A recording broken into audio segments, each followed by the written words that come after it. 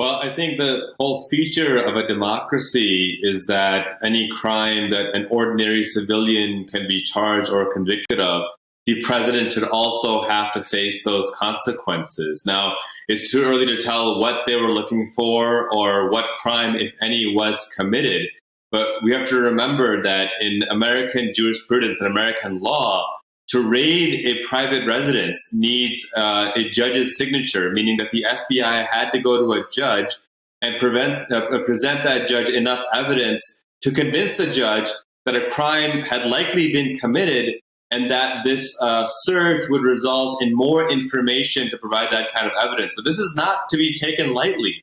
And the fact that this was, at the direction of Christopher Wray, the FBI director appointed by Trump himself, who Trump called a man of impeccable character, further speaks to the seriousness of this. And at the end of the day, you have to hope for justice to prevail because that's how a democracy should function.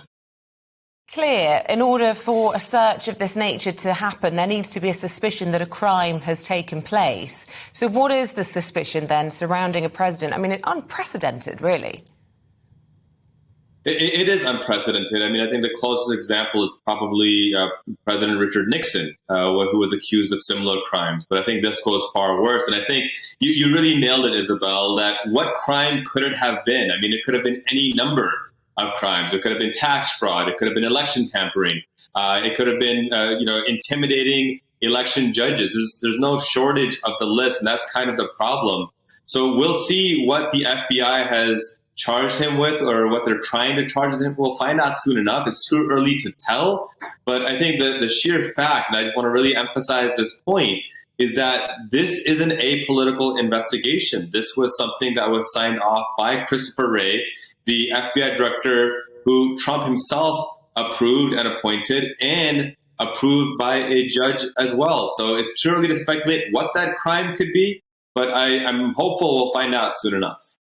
Well, what we are finding out is Donald Trump's reactions. He talks about dark times. All of this following the congressional hearings into January the 6th. I mean, he'll be rabble-rousing, won't he?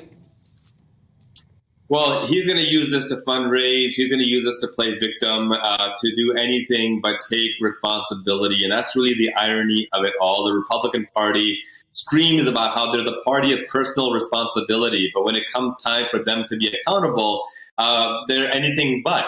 You saw members of the Republican Party call to defund the FBI. This after screaming Blue Lives Matter and accusing Democrats of wanting to abolish police categorically. Now here they are calling for that exact same thing that they were projecting on others. The second that their fearful leader is being allegedly charged with this crime as well. But I think what the American people should focus on, and I think what the January 6th Commission hearings really revealed, was that more than 60% wanted Trump to be charged. And while polling shouldn't be the indicator of whether someone is charged with a crime or not, I think the data and the information that we've already seen, the vast majority of the American people are sick and tired of this. They want there to be a functioning democracy. They want there to be accountability, and they want a government who will actually work for the people and not for personal enrichment. So I'm not surprised to see overwhelming support of the American people for there to be accountability.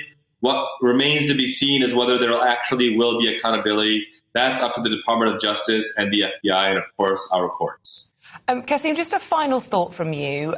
Without refreshing my memory with the Watergate scandal, you mentioned Nixon. What would be the protocol in terms of the White House on a search warrant like this? Would the sitting president, President Biden, have been informed, do you think, of this? I mean, it would seem only right that he would be told.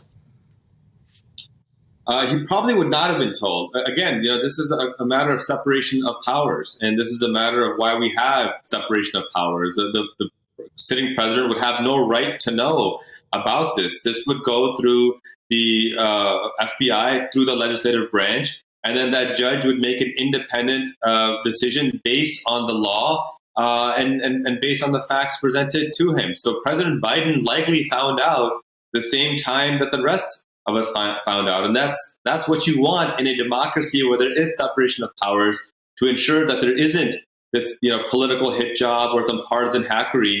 There absolutely needs to be this separation of powers, because that's how we maintain integrity. That's what the American people want. And I hope that's what the DOJ delivers for all of us. Qashim, not a good look, though, is it? It's not a good look, and it's something you believe that ex-President Trump will thrive upon. He will use whatever negativity there is associated with this, whatever this comes to or not, he will still use it to his advantage.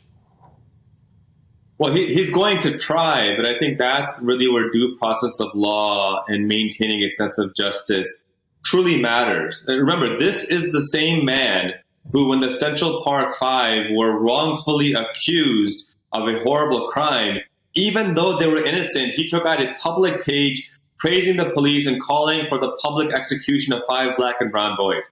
And now he has the audacity to lecture people on due process of law and then condemn the same law enforcement that he was praising a moment earlier. So this man is, without a doubt, someone who's out for his own self-interest and own self-aggrandizement. I think the American people are sick and tired of it. I call on people to stand united, right or left, for the cause of justice. That's what our Constitution calls us to do.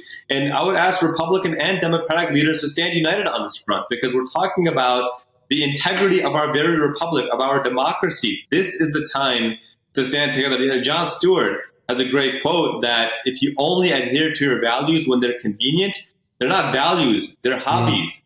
And if our values are to uphold justice, this is the time to do it.